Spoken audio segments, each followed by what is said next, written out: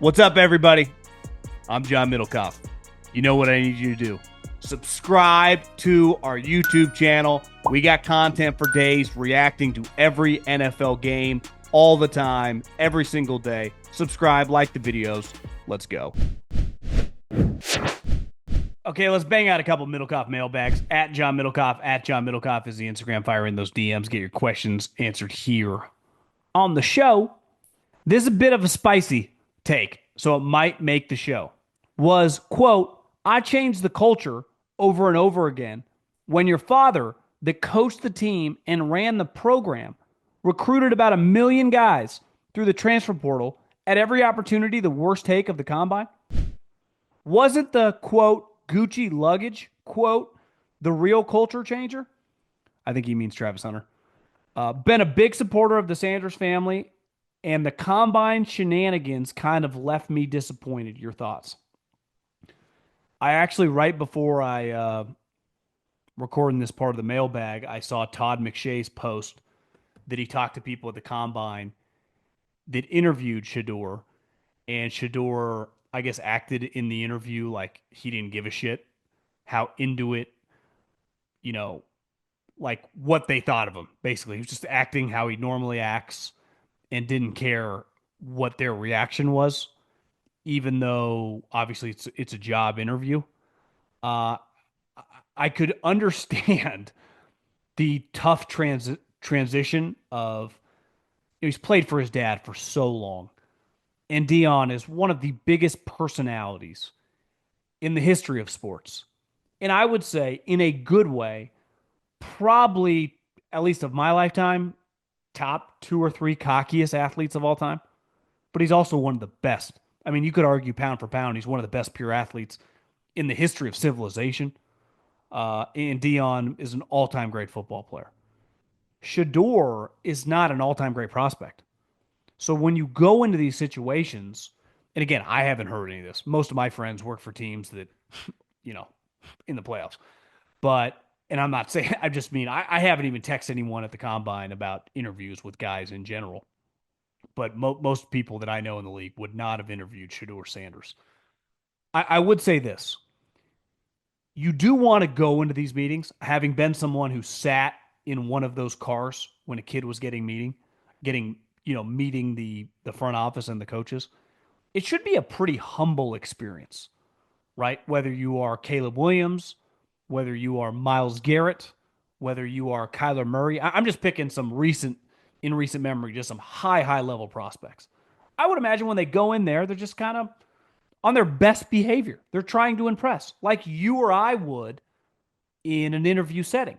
So part of, Shedeur, if it is true, I mean, again, I'm just basing this off Todd McShay, and I've seen some other people tweet about this.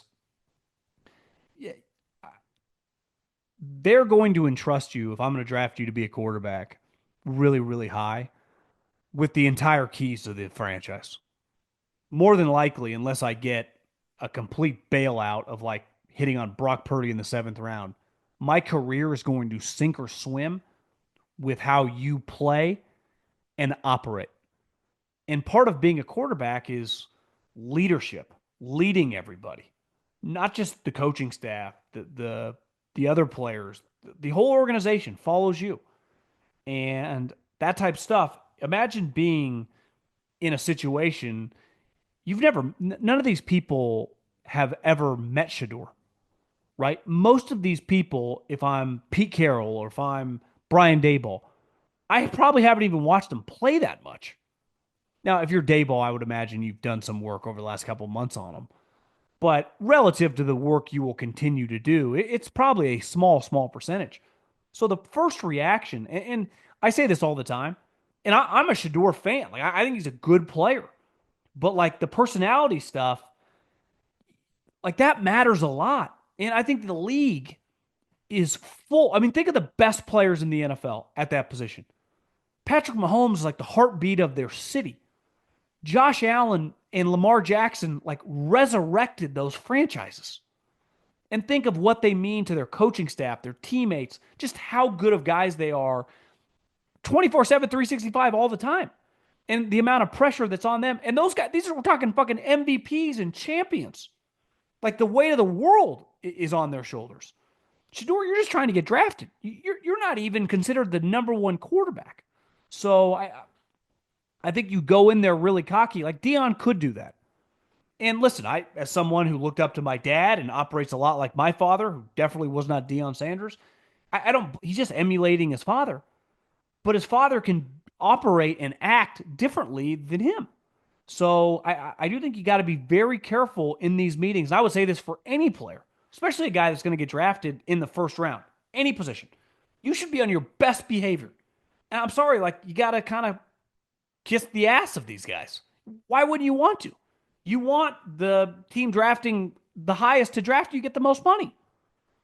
So if that stuff, man, you got to be very careful about the way you interact with these coaches of just coming off like you're kind of too cool for school.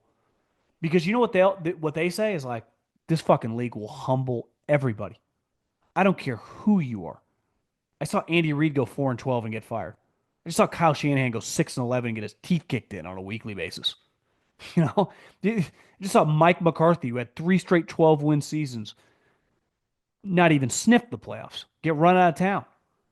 This league will kick your ass no matter how good a player you are. Look at Aaron Rodgers. A couple years ago, Aaron Rodgers won the MVPs. By this year, he can't win a game to save his life. I just think it's a very, very humbling sport. And I think that's what most coaches and GMs just, I can take some cockiness, like with Justin Jefferson, right? Or with Miles Garrett. I'm not even saying Miles is, but I'm just being like, if my star player, a little cocky, it's like, okay, it's four-time Pro Bowler, two-time All Pro. It's like, okay, back it up. But like when you haven't done anything, most of these people, fair or not, look at you like, who are you? Like I said, you're not even the top quarterback in the draft. And I'm a fan. Like I'm pro the player. But part of being a quarterback is all the other stuff, right? It's how you act, how you conduct yourself. Um, everyone's, and the reality, your dad's not there anymore. He's going to be a fascinating, just, I don't even know. It's going to get weird. I mean, it clearly already is getting weird. Listen, who do you think's saying that? Who are the teams? Shedeur ain't interviewing with the Eagles and the Chiefs. He's not talking to the Bills, right? He's not sitting there with the Packers. It's pretty clear the teams he's talking to: Titans, the Browns, the Giants, the Raiders. I mean, it's why wouldn't you want those teams to like you? Uh, if anyone could do it, it would be Travis. The Panthers just had the worst defense in the league and have and has ever seen the worst defense the league has ever seen, but there's also a clear hole at wide receiver. Would you spend the money in free agency on defense and draft T Mac or go big for T Higgins and draft Jalen Walker and Williams? Let me look. You know what I haven't looked at in a minute? The draft order. Where is the Panthers rounds? So the Panthers are drafting eighth.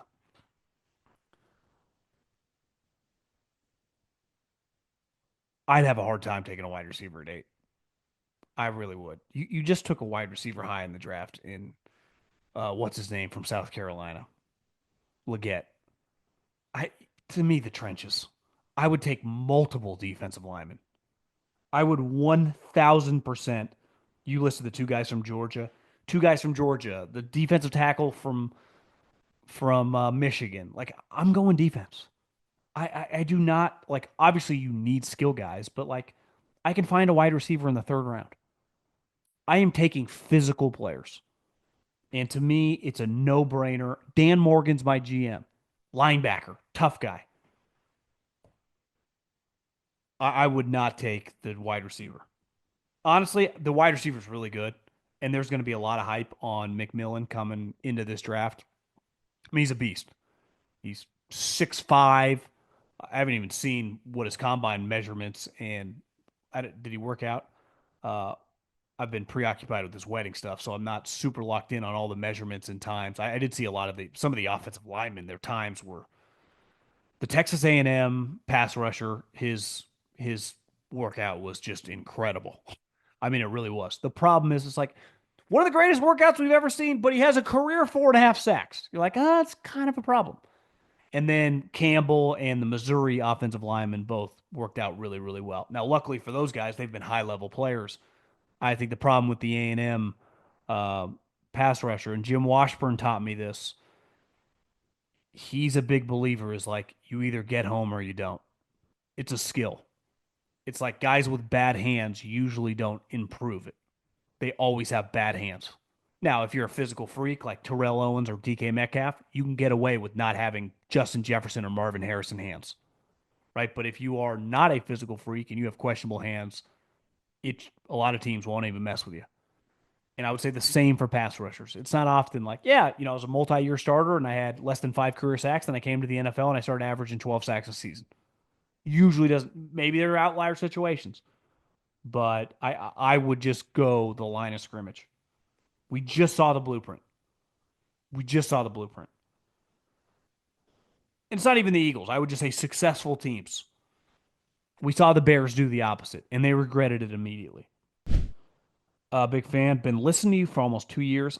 I'm an executive MBA student at Oxford with a background in hedge funds and real estate. Got a smart dude. We'd love to have you speak to our class about the NFL and business.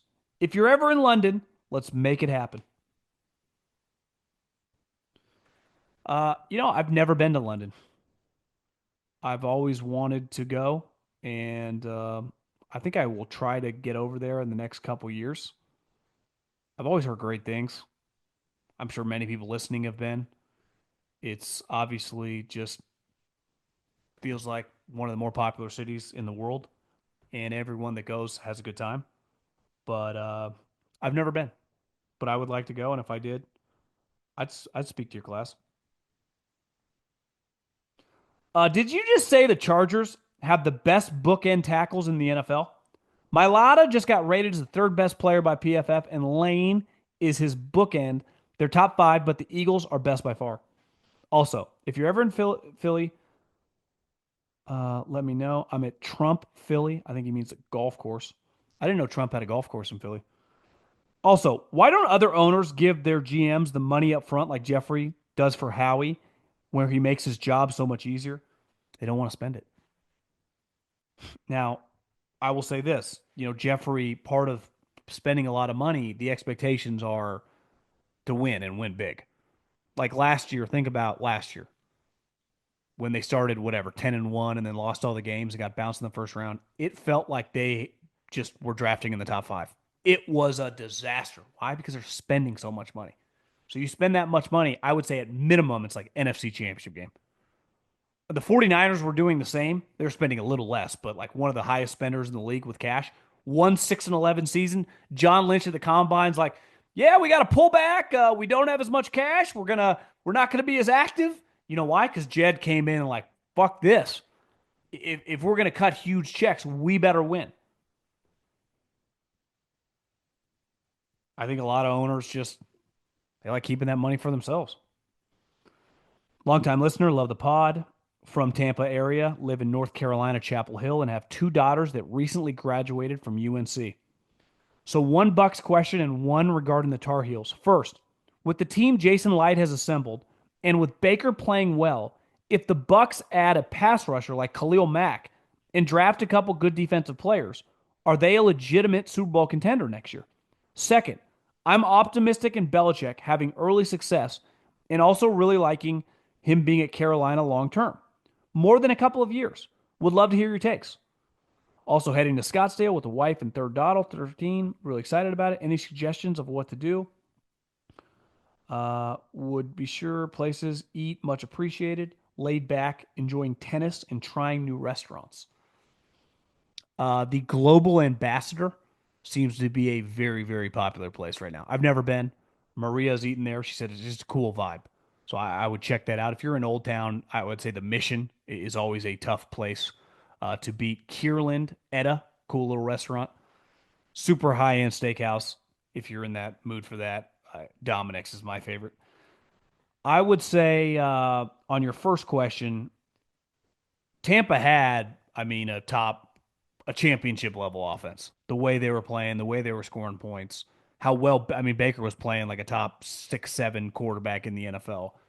Offense did not let them down. I mean, their secondary, they were just getting gashed. I felt like down the end of the season. So yeah, I would say you got to feel pretty good about Vita Vea. Is it Clancy, the guy they drafted? Was that last year or 2 years ago? Feels like he's coming on. I would say they still have some, older linebackers who are solid, but I would say they're a little longer in the tooth. I felt like their defensive backfield, what's his name? Winfield was banged up a lot. So that didn't help. Their corner play, and I think Jason Light talked about this, is like we had some injuries and our depth got exposed. So part of the reason or part of the way you improve your depth is move guys that you were forced, who were starting for you and turn them into backups by improving your starters. So Super Bowl champion, I don't know, but they feels like they play the Eagles pretty well. I would say that if their defense, I mean, part of the reason the Eagles won, I mean, they had like the best defense in the league. So it's hard to compete with a team who has such a prolific offense and the best defense in the league. So if you can have a top 10 defense and an elite offense, you're very, very competitive in the NFC for sure. Who's scoring big in the NBA this season? You are. With the all new ways to get in on the action at DraftKings Sportsbook, an official sports betting partner of the NBA. From dunks to assists to rebounds, get behind your favorite player and the prop bets you can make on DraftKings, the home of NBA player props. Ready to place your first bet? Try betting on something simple, like picking how many points your favorite player will have. Go to DraftKings Sportsbook and make your first pick. First time? Here's something special just for you.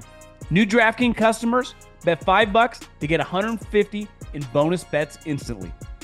Take it to the rack with DraftKings Sportsbook. Every point counts. Download the DraftKings Sportsbook app and use the code JOHN, that's code JOHN, for new customers to get $150 in bonus bets when you bet just $5.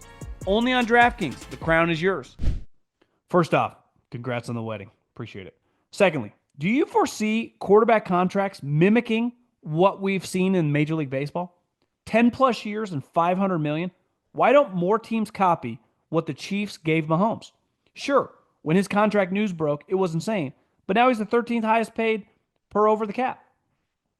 You know why? Because most quarterbacks would not sign that contract. They're not doing that deal. Why would you want to lock yourself up for 10 years when you can get a new contract in 3 or 4? It was talked about at the time. Mahomes gave him one of the, I would say, more team-friendly deals in the history of the league. So most of these quarterbacks won't sign those deals. I'd rather sign a 4-year contract. 4-year contract, $50 million a year, $200 million. Guarantee 180. And then in 3 or 4 years, when I'm 31, I'll sign a new contract for $300 million. So I think that's part of the problem. To entice a player to sign a 10-year contract, the number would have to be massive. Just want to ask you what you should do. What should the Bengals do moving forward?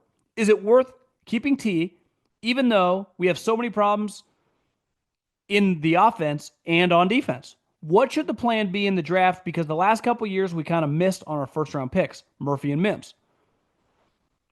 Should they do like the Eagles did this year by taking 2 DBs back-to-back, or should they focus more on offense? It's a good question. I think the key is just getting good players. It's when you take Mims or you take T. Higgins or you take whoever high, if they become a high-impact player, no one ever complains. Right? Part of the reason Rome Odunze was such a polarizing player, it's like, well, some of these other offensive linemen we passed on are really good, and Rome looks okay. But if Rome had been, I don't know, a Pro Bowl level guy, it's not all his fault. I mean, the quarterback situation, but I'm just saying, let's just say he would have had a great rookie season. He would have had 90 catches. No one would have complained. So whoever you draft, right? Like, let's say the Eagles, let's say Mitchell turned out to not be good. So it's all of a sudden the corner sucked. And then it was like their defensive line wasn't as good. It's like, Howie, why'd you take a corner instead of a defensive lineman? This guy's getting smoked. I promise you this. And I do believe the trenches, the trenches, the trenches. But there are other positions. And if you do take a player, a corner, a tight end, whoever, if he becomes an impact player, nobody ever complains. No one ever goes, and I'm guilty of this too. You should have taken this guy instead of that guy. Because you're like, fuck, I'm just glad this guy's on my team. Like, no one has ever said, instead of T. Higgins, we could have taken player X, Y, and Z. Like, no, it's a great pick. Hell yeah. What a pick, Duke Tobin. So, got to get these picks right. Especially this year. You missed the playoffs. You're drafting in I think, the late teens. Let me pull up. The Cincinnati Bengals are drafting 17th. Get a good player at 17. What up, John? With the offseason being here, I've had a bunch of vids of Mel Kiper popping up on my feed. Is he as big of a joke to front office people as I'd guess he'd be? Are these draft experts respected, or is it all just for show? There will be no Mel Kiper slander on the show. I love Mel Kiper. Like I would say most people in my age range, late 30s, early 40s, we grew even older, 50s. I grew up watching Mel Kiper. There was never, I never heard any bad words about Mel Kiper when I was around football people, and still to this day, people making fun. Now they might not always agree. Like he has, I would say he has a strong opinion, but that's no different if you go into a draft room. If you could see every draft room in the league, and that goes for good and bad teams, there are going to be people in that room with just absurd takes. It'd be the equivalent of like putting them on a television show. They would go viral. So I think when you look at Mel Kiper, just like you look at, what makes Daniel Jeremiah pretty unique is he worked in the NFL for a long time before he started doing this. Mayock was the opposite, worked in media for a long time and then transitioned to become a GM. I think DJ is probably has the most friends in the NFL in terms of because he worked with so many guys. Mel's just a lifetime TV guy. I mean, Mel's an entertainer. But when I was at Cal Poly, I was a senior in college and I was helping the football program, working the athletic program. This is, I mean, obviously the internet existed in like 2007, but it was not the internet what it is today. He used to call the SID at Cal Poly to get a bunch of information because we were going to have a guy, Ramses Barden, who was ended up getting drafted, I think, second or third round. Um, so, like, Mel Kiper, he did not fake his way into this. He grinded for a long time, and he has some opinions that aren't always right. I'm no different. I thought the Saints were going to make the playoffs. I probably do the equivalent of betting on teams and picking teams and betting for or against coaches as he does with draft players. The thing that Mel Kiper, what makes his job impossible, is he is just basing things in him probably more than DJ. Like I don't think he really factors in character. So to me, if you're not factoring in character, it's hard to totally judge a prospect. And I think DJ clearly does that a little bit. But I, I mean, Howie Roseman and DJ are very close. So I mean, in my experience, like Howie offered DJ the job that Joe Douglas took like 5 or 6 years ago. Maybe that was when Joe left. When Joe left to become the Jets GM, I think he offered the job to DJ. So I mean, DJ is very, very well respected in the league. And Mel Kiper, I don't know. I think the guy's a fucking legend. So you're gonna win some, you're gonna lose some. You have some bad opinions. Cousins for Davante, win-win. I think you mean Kirk Cousins. I would say, can Atlanta just not mess with any more wide receivers? You got Drake London, you got Kyle Pitts, you got Bijan Robinson. Can we just focus on the defensive side of the ball? I would not do that deal if I was the Atlanta Falcons. But I hear you. It'd be fun. My guy Pettick slinging it around Davante to Drake London. Mooney? Is Mooney there? I kind of like Mooney. Always like Mooney, actually. Thanks for all the content. Can you do a segment on the Ben Johnson media since leaving Detroit? I haven't read up on it, but it sounds like good content. The Ben Johnson on Ben Johnson media? You mean like him talking to the media?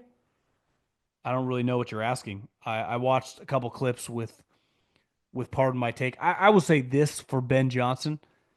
It doesn't feel like where he's most comfortable. Like that's not really like Ben Johnson's forte as a coach. Like Dan Campbell is very comfortable in front of a podium now. I would say like Sean McVay, born to be in front of the camera. You watch Ben Johnson. I saw some of the Pardon My Take clips. Whenever I've just seen him, I saw the combine, his press conference. I don't want to say he's awkward. He's not exactly like Rico Suave up there. It's not something that feels completely natural to him. Now, granted, he's never been a head coach and he's never even really have a team meeting yet. So I'm not going to make any huge judgments or declarations that just because he's not, Mike Tomlin in front of a mic that he can't coach. If that's what you're asking, I don't know. Adam from here in Australia. The NFL sneaky has a big following in Australia. I'd be interested to hear your thoughts on rivalries between teams and keeping teams relevant. I follow the Niners and always hear about the infamous Raider rivalry, but it's completely dead and I don't know if it would come back.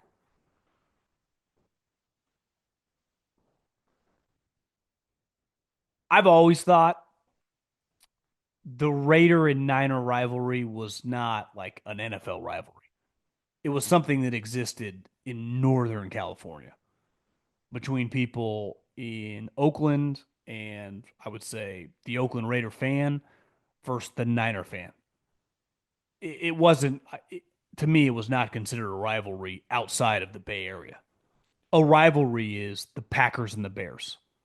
A rivalry is the Steelers and the Ravens, the Eagles and the Cowboys. With Sean McVay and Kyle going to their teams, Kyle Shanahan versus uh, Sean McVay. The Raiders' rivals are Denver and Kansas City. So I think rivalries, like the Jets and the Giants, are they rivals? Well, locally for coverage and people talk, yeah, for sure. Outside, like me and Scottsdale, do I view the Jets and the Giants as rivals? No. The Jets rival, and again, rival would be strong, but like it's like the Dolphins and the Bills and the Patriots, teams in their division. Same for the Giants, like the Eagles and the Cowboys. So I think the NFL does a good job of the rivalries feel big, right? I mean, I think the Bills and the Chiefs feel like a real thing. The Bengals and the Chiefs feel like a real thing. The Ravens now against the Chiefs, and I would say even say the Bengals, or I mean the Ravens against the Bills. Right? A lot of good rivalries. I mean, the 49ers and the Packers. I mean, I can't even count how many times they've played in the playoffs in my adult life. They played, I think, 4 straight years in the 90s when I was a kid. They played multiple times with Harbaugh. They played several times with Kyle Shanahan. Like, that's a rivalry. They play in a ton of big games. So I would say, yeah, to me, the teams, it would be the Raiders and the Niners and the Jets and the Giants, teams that are just, the Raiders are gone now. So, like, now they're in Vegas. It's like, it doesn't even exist. But I hear what you're saying. But I don't think the NFL even thinks twice about those type things at all because it doesn't really matter. Appreciate everyone listening. Have a great day. See you.